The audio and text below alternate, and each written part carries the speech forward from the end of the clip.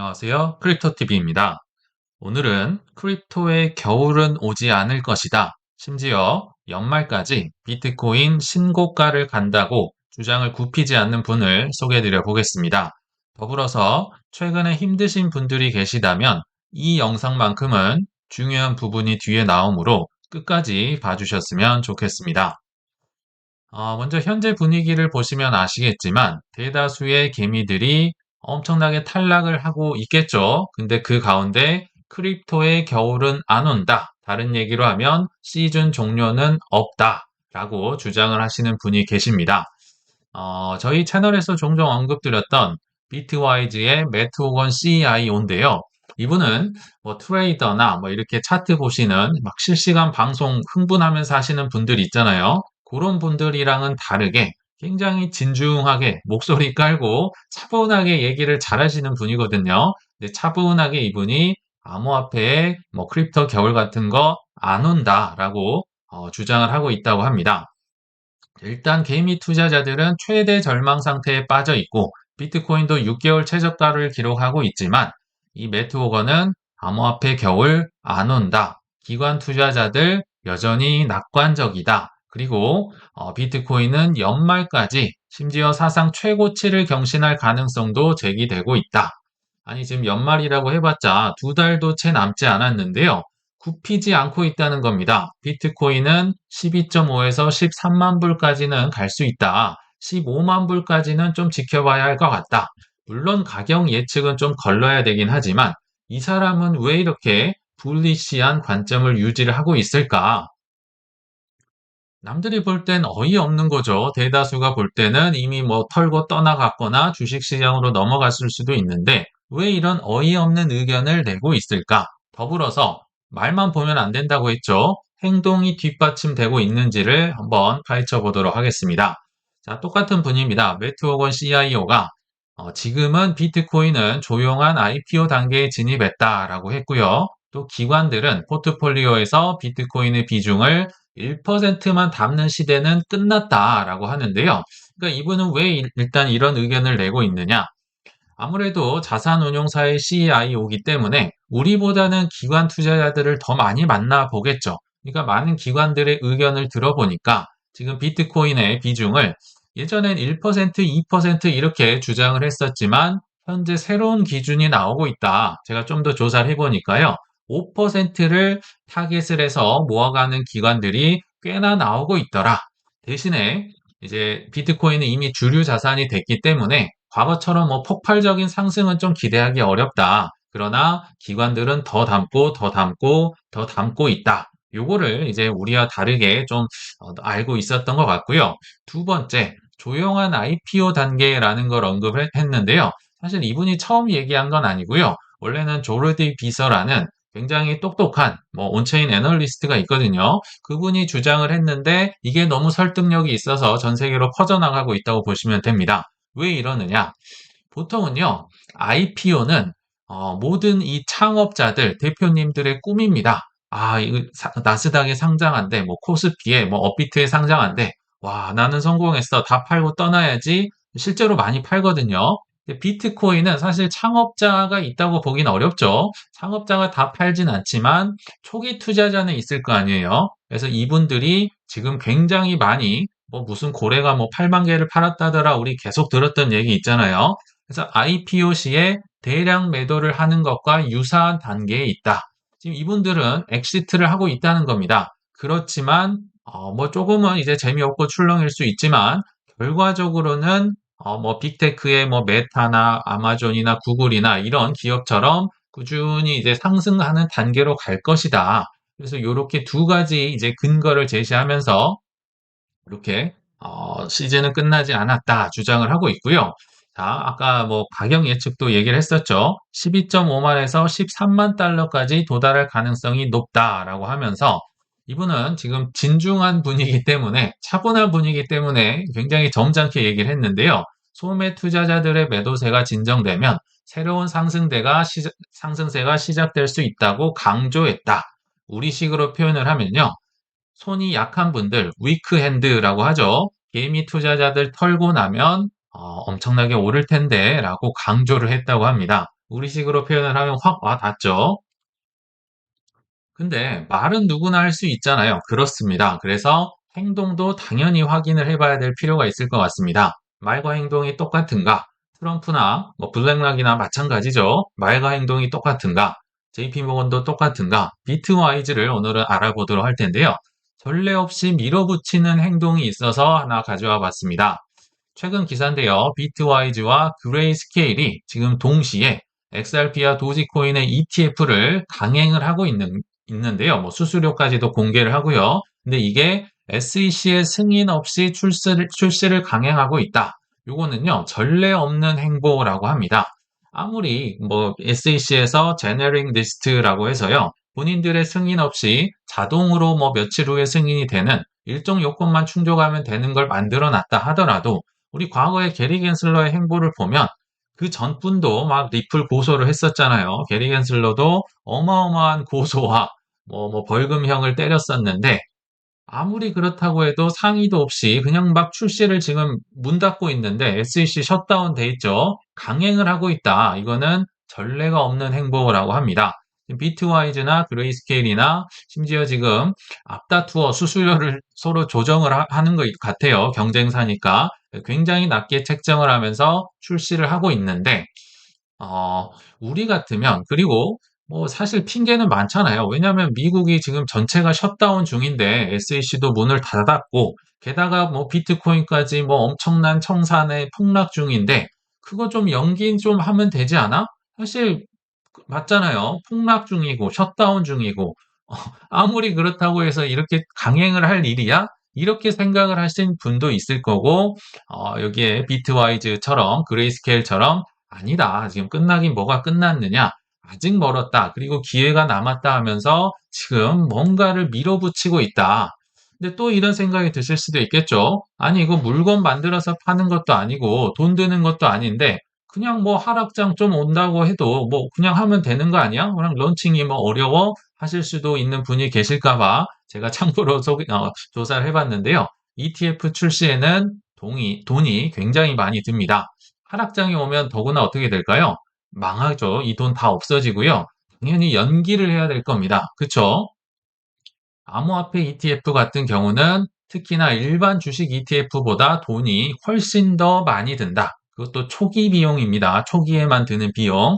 자, 법률 규제, 뭐 SEC와 협의도 해야 될 거고 변호사한테 이건 뭐 돼요 말아요. 이런 것도 돈이 들 것이고 커스터디에 대한 인프라도 구축을 해야 될 것이고 뭐 보험도 들고 보안도 들고 해야 되죠. 특히나 마케팅 홍보, 뭐 우리는 몇 퍼센트로 합니다. 옆집보다 쌉니다. 오히려 수수료, 출혈 경쟁도 하면서 돈을 또 엄청 써야 될 거잖아요. 굉장히 치열할 거니까.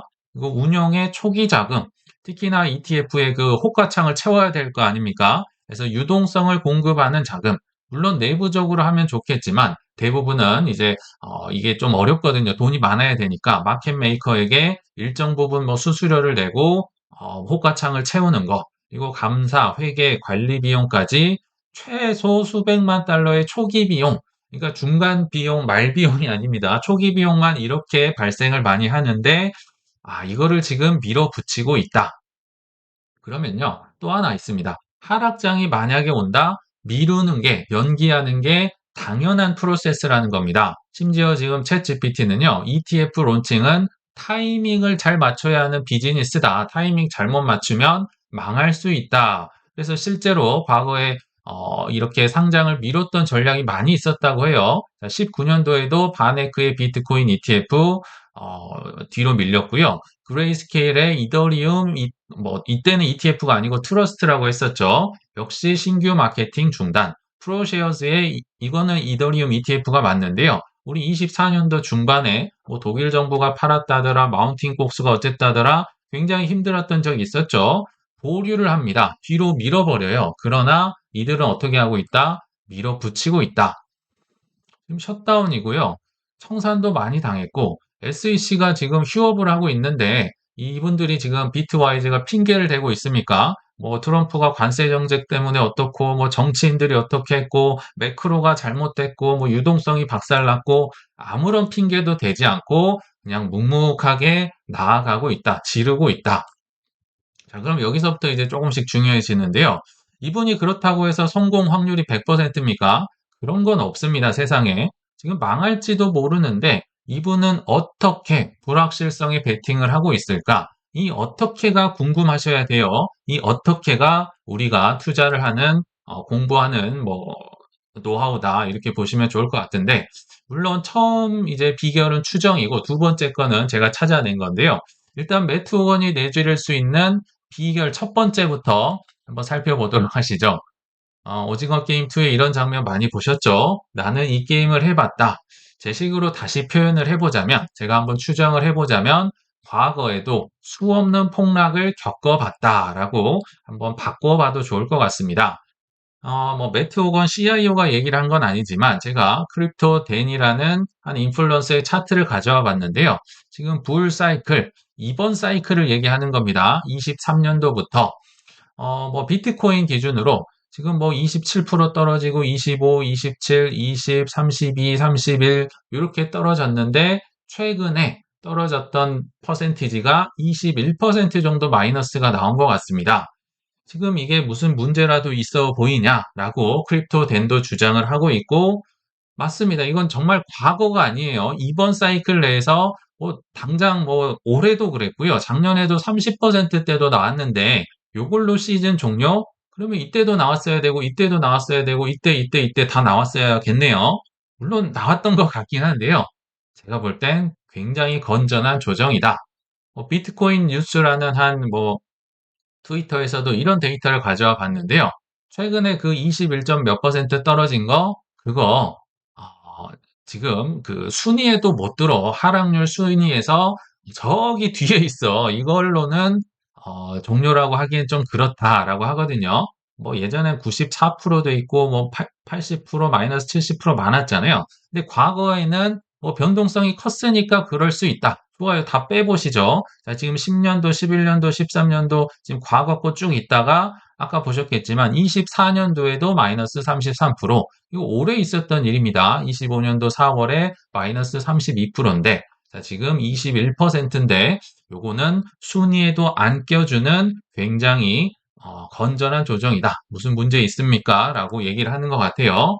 자, 이 와중에 지금 장기 투자자들 축적하는 분들은 폭풍 매수를 하고 있답니다. 일주일간 6% 하락을 했지만 폭풍 매수, 특히 이 축적 지갑들이 37만 5천 개를 추가 매수하면서 사상 최대치를 경신했다. 무슨 문제라도 있습니까? 이렇게 얘기를 하는 것 같아요. 그냥 담대하게 지금 담고 있다는 건데요. 자, 여기서 그럼 중요한 질문 하나가 또 나옵니다. 그러면 이 비결 첫 번째, 하락장을 겪어봤다고 해서 우리는 다 돈을 벌 수 있을까요? 크립토에서 하락장은 일도 아니죠. 7년, 8년 한 사람들 정말 수십만 명 있을 거고요. 투자해서 주식도 나는 10년, 20년, 30년 해봤다. 오래 하면 다 성공을 할 수 있을까요? 아닙니다. 자, 두 번째, 정말 중요한 비결. 이분이 이렇게 내지를 수 있는 두 번째 비결이 뭘까요? 저는 분명히 이분이 실패를 했다. 왜냐면요. 모든 투자자들, 특히 돈을 많이 좀 벌었다 하는 분들은요. 무조건 실패 경험은 반드시 있습니다. 코스톨라니도 최소 2번 파산 안 하면 그 사람은 투자자라고 부를 수도 없다라고 얘기를 했었잖아요. 그래서 챗 GPT랑 씨름을 해서 찾았습니다. 매투건이 언제 실수했어? 제가 물어보니까 많이 나와 있진 않는데 한 인터뷰에서 초기에 투자 실패 경험을 공개한 적이 있다고 합니다. 과거에는 그냥 바이오 포트폴리오 매니저 시절, 펀드 매니저였던 것 같아요. 그래서 바이오, 약품 쪽을 투자를 했었는데 이 약이 본인은 괜찮다고 생각을 했던 것 같아요. 그래서 FDA의 승인을 기대하고 투자를 했지만 승인되지 않아서 큰 손실을 입은 경험이 있다고 본인이 인터뷰를 한 적이 있었더라고요. 나 돈도 엄청나게 잃어버렸고 나 잘리는 줄 알았어. 정말 망할 뻔했다. 이게 비결일까요? 망한 적은 많죠. 제가 종종 말씀드렸지만 코인 투자자들의 98%는 망한다는데 망하는 건요, 그냥 필수입니다. 무조건 한두 번은 무조건 크게 망해 보는 건 필수입니다. 이거는 그래서 이 조건이 아니에요. 성공할 수 있는 조건은 아니고 자, 이 망함, 이 실패를 통해서 정말 두 가지 중요한 교훈을 얻었다고 하거든요. 이게 너무너무 중요해서 제가 앞에 강조를 좀 드렸는데요. 정말 너무너무 중요한 첫 번째 교훈. 매트 호건이 어떤 교훈을 얻었을까요? 별 5개라고 제가 표시를 해봤는데요. 자, 그는 이 실패를 통해서 이 두 가지 교훈을 얻었다고 합니다. 일단 첫 번째 교훈이 뭐다? 잘못된 것이 무엇인지 솔직하게 인정을 하고 이를 반복하지 않기 위한 프로세스를 만들 것이다. 너무 공감이 많이 됐습니다. 첫 번째, 솔직하게 내가 뭘 잘못했는지 인정을 해라. 이게 인정이 안 되면요, 다음 단계로 넘어갈 수가 없습니다. 트럼프가 관세 전쟁 일으키고 자기 마음대로 하고 있고, 머스크가 뭐 비트코인을 결제했다더라, 팔았다더라, 도지 뭐 팔았다더라, 게리 겐슬러가 규제를 한다더라, 너 때문이다, 매크로가 엉망이다, 이런 얘기를 투자자들 뭐 워런 버핏이 하는 거 본 적 있으신가요? 없습니다. 다 내 잘못이요. 내 탐욕 때문에 내가 망했구나. 잘못된 게 뭐다? 내가 탐욕을 부렸구나. 내가 공부를 안 했구나. 무지했구나. 저도 이거 인정하는 게 엄청 3년 걸렸다고 말씀을 드렸었죠. 이게 너무 어렵습니다. 이 단계를 일단 넘어오셔야 됩니다. 제가 18년, 19년, 20년 계속 말씀을 드렸었죠. 오전반 형한테 너 때문에 나 망했다. 뭐 온갖 욕설과 비난을 퍼부었고, 우리 또 뭐 18년도 1월 달에 박모 장관님의 난을 일으키면서 이놈의 나라가 바다 이야기라 그러고 엄청 성질이 많이 났던 것 같아요. 중국이 규제를 해서 망했다 그러고 뭐 누가 뭐 어쨌다 그러고 저도 그랬었죠. 하고 나면 굉장히 시원하거든요. 근데 그뿐입니다. 시원하니까 어떻게 됩니까? 수익을 볼 수가 없어요. 수익의 시작은 뭐부터 시작한다? 이분이 얘기를 하시잖아요. 무엇이 잘못됐는지 솔직히 인정을 하고, 내 손가락이 잘못했구나. 내 탐욕이 잘못했구나. 내가 잘못했구나로 들어가야지만, 그러면 앞으로 어떻게 하지? 이쪽으로 갈 수가 있는데요.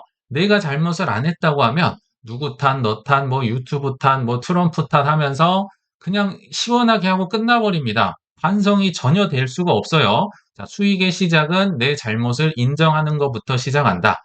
그러면 이제 어떻게 할 것이냐? 가겠죠? 자, 이분이 얘기를 하시잖아요. 두 번째로 뭘 했다? 이를 반복하지 않기 위한 프로세스를 이분도 만들었구나. 이게 뭔지까지는 전 모르지만 제 거는 제가 계속 말씀을 드렸었죠. 나 이렇게 탐욕 부리다가 죽을 수도 있겠구나. 오래된 구독자님들은 아시겠지만요. 제가 오락도요, 굉장히 잘해요. 한때 막 세계 1위도 한 적이 있었던 오락도 있고, 어, 뭐 알트코인 단타? 이것도 하다 보면 늡니다. 뭐 예전에 뭐 여러 뭐 코인 말씀드렸는데 아무튼 이들의 패턴이 보입니다. 그래서 막 이때 샀다 이때 팔고 굉장히 많이 돈을 벌었던 적도 있었어요. 그렇지만 결과적으로는 망했습니다. 결과적으로 나는 안 되는구나. 탐욕을 부리다 망하는구나. 나는 생존할 수 있는 포트폴리오를 짜야겠구나. 그거 좀 뭐 이렇게 뭐 차트 보고 뭐 이렇게 RSI 보고 한다고 했다가 쫄딱 망하고 나서 그때서야 내가 잘못했구나. 이거는 이길 수 없는 싸움이구나를 깨닫고 제가 이제 노래를 부르고 있죠. 비트이도 50% 가져가세요. 알트는 5% 미만입니다. 현금은 10%는 유지를 하시고 현금이 10%, 이 조정이 길어지면 금방 없어지잖아요. 해지 자산도 꼭 필요합니다. 라고 얘기를 드렸는데 이걸 한마디로 얘기를 하면요. 탐욕을 낮춘다는 거고요. 비트코인, 이더리움의 상승분만 나는 먹고 만족을 하겠습니다. 라는 말과 똑같습니다.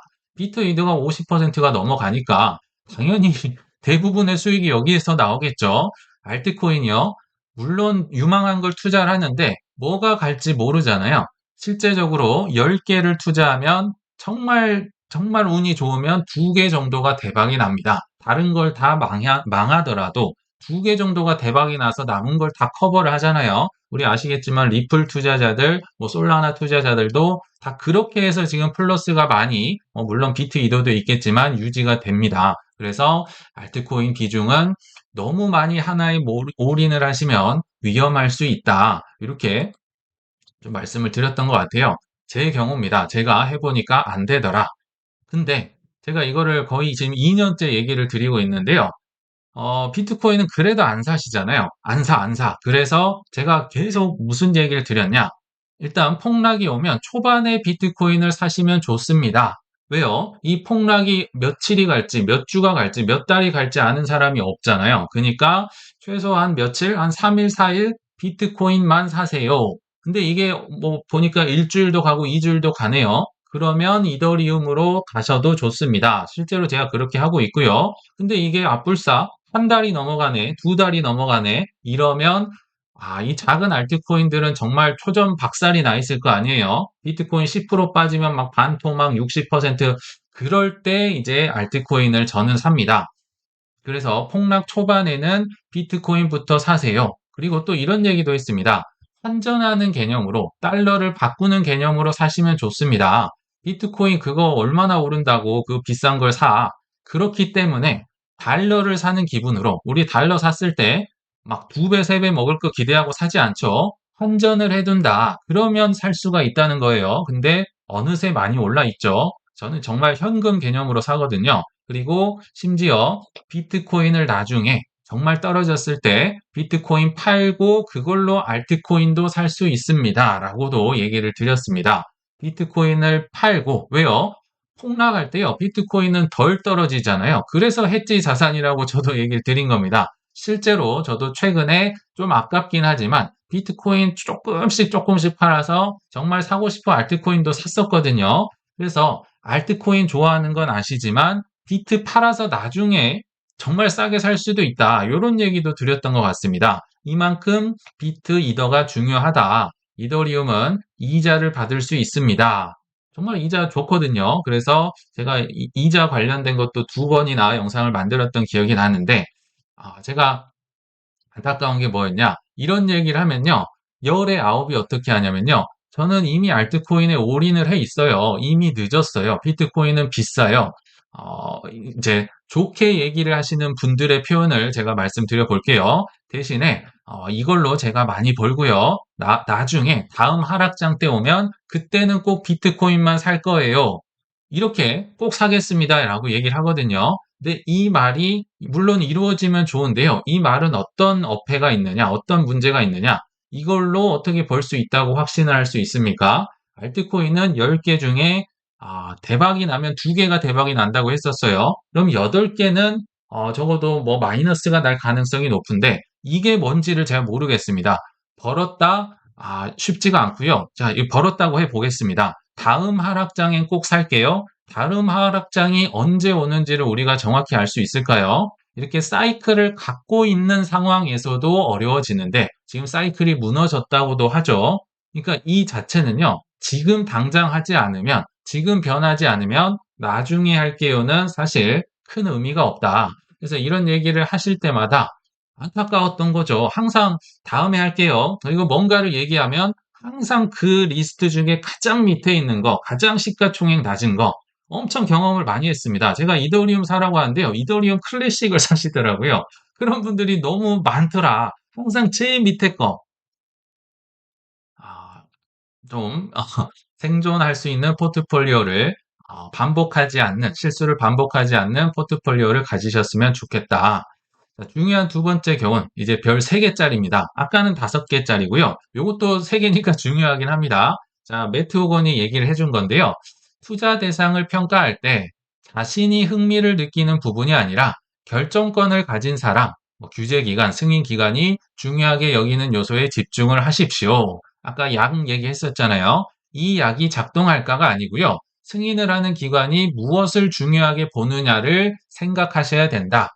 이거 굉장히 중요한 얘기입니다. 우리 어딘가 면접을 보거나 뭐 회사 생활을 하거나 할 때 나는 이거 잘해요. 나 이거 정말 끝내주게 요리 만듭니다.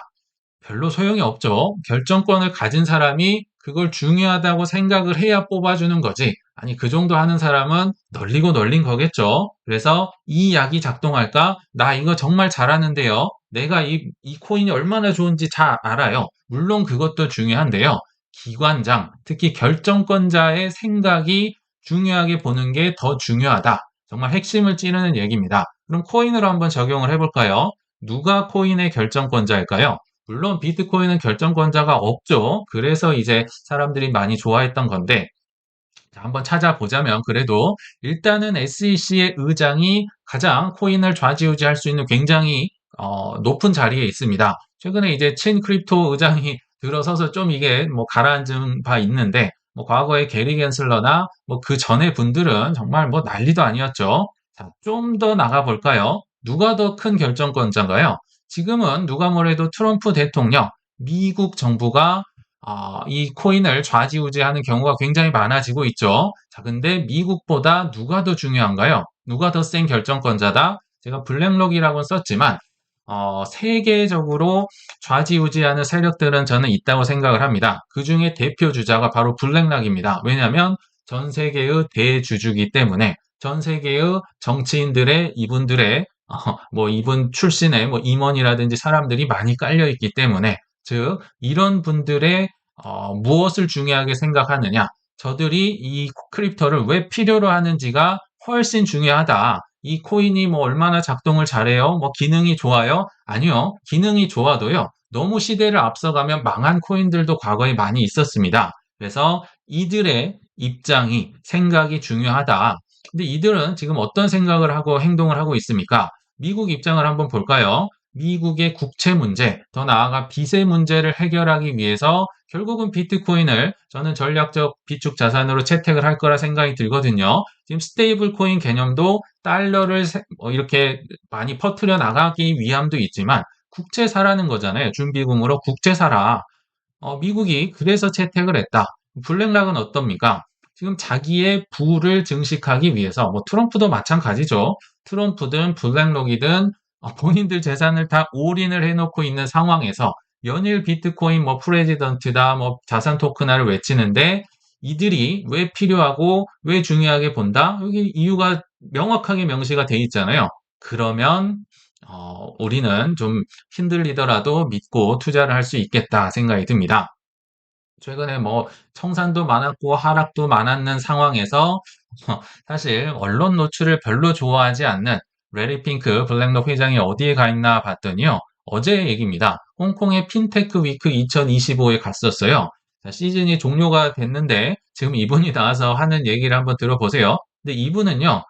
언론에 나오는 분이 아니에요. 왜냐하면 뭐 하나 좋다고 가지야를 외치면 다른 쪽에서 불만을 제기할 수 있기 때문에 이분은 전 세계의 대주주이기 때문에 그렇다고 본인이 얘기를 했었거든요. 근데 여기 나와서 여러 가지 얘기를 했었는데 한번 요약을 해보자면요. 주식이나 채권이나 스테이블 코인이나 ETF나 몽땅 토큰화를 해야 됩니다. 중간 관리자들, 중간 상인들이 너무 중간에서 빼먹는다. 뭐 이런 얘기도 해요. 그래서 싸고 투명하기 때문에 자산 토큰화는 해야 된다. 근데 더 중요한 얘기가 뭡니까? 이게 미래다라고 하는데, 근데 이 자산 토큰화의 미래는 sooner, 이제 그 표현을 그대로 표현을 하자면 곧 온답니다. 나중에가 아니고 지금 당장 오는 미래다. 그러니까 준비를 하세요. 당신들 준비 안 돼 있습니다. 아부다비인가 뭐 사우디인가 가서도 이런 얘기 하고 다니셨잖아요. 지금 홍콩에서 또 이 얘기를 합니다. 아니 이분은 sooner, 곧 온다는데 대다수 사람들은 그거 끝났다는데 누구 말을 들어야 될까요? 특히나 트럼프도요, 사실 아시겠지만 80세 노인입니다. 80세예요. 시간이 별로 없고 내년에 중간 선거를 이제 코앞에 두고 있고 또 이 전 세계의 대주주가 지금 당장 sooner 곧 필요하다고 하는데 이게 끝났다? 조금 다시 생각을 해보시면 어떨까 생각이 듭니다. 자, 근데 결론을 맺어 이제 볼 텐데요. 좀 더 명확한 통계, 시즌이 아직 끝나지 않았다는 명확한 통계를 이제 제가 한번 준비를 해봤습니다. 근데 매트 오건이 또 좋은 얘기를 해서 한번 제가 소개를 해드릴 텐데 가장 큰 폭발은 강세장에서 발생한다. 이 굉장히 제가 공감을 많이 하고 소개를 드렸죠. 저는 근데 이 폭발이라는 말 대신에 비극이라고 표현을 했었습니다. 하락장에서는요, 비극 자체가 일어나질 않아요. 이미 다 떠나고 없기 때문에 가장 큰 폭발, 제 말로는 비극, 또 다른 얘기로는 청산은 강세장에서만 발생을 주로 한다. 이런 얘기를 했었네요. 대부분의 주요 크립토 블로우업은요, 이제 보통 터져버린다. 폭발, 뭐 청산이라고 보시면 돼요. 이런 게 언제 나온다?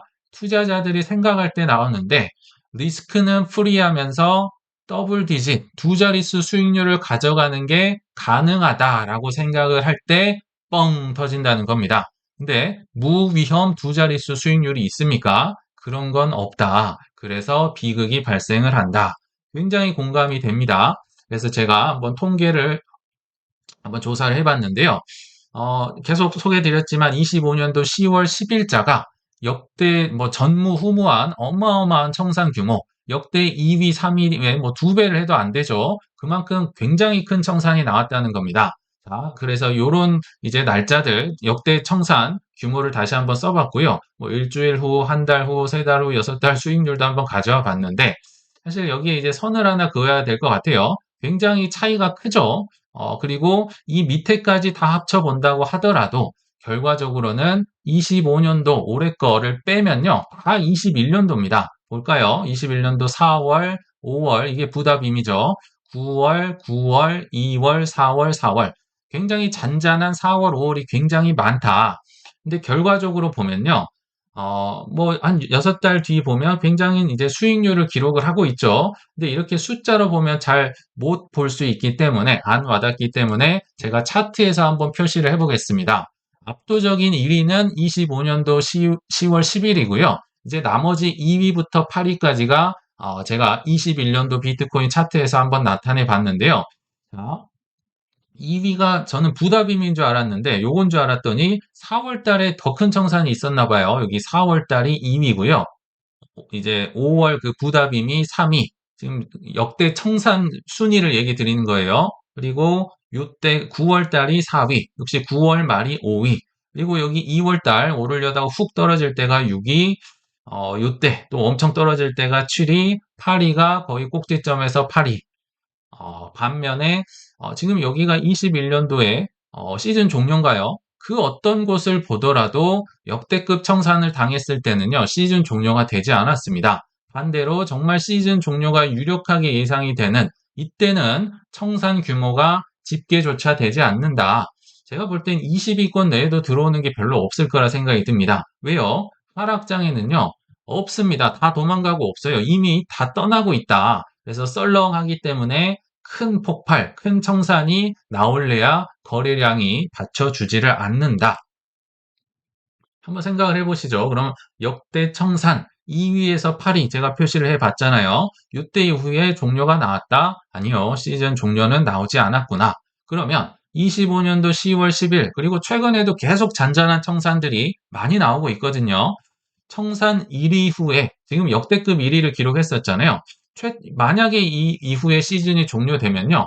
그냥 최초의 기록을 세우는 겁니다. 과거에는 역대급 청산 나온 이후에는 계속 시즌이 이어졌는데 지금은 올해 거는 역대급 청산 이후에 최초로 종료가 될 수 있다. 최초의 기록을 세우는 겁니다. 또 다른 예를 들어볼까요? PMI 지수가 막 50 밑에서 놀고 있고 지금 역대 최장으로 눌려 있잖아요. 근데 만약 이대로 시즌이 끝난다?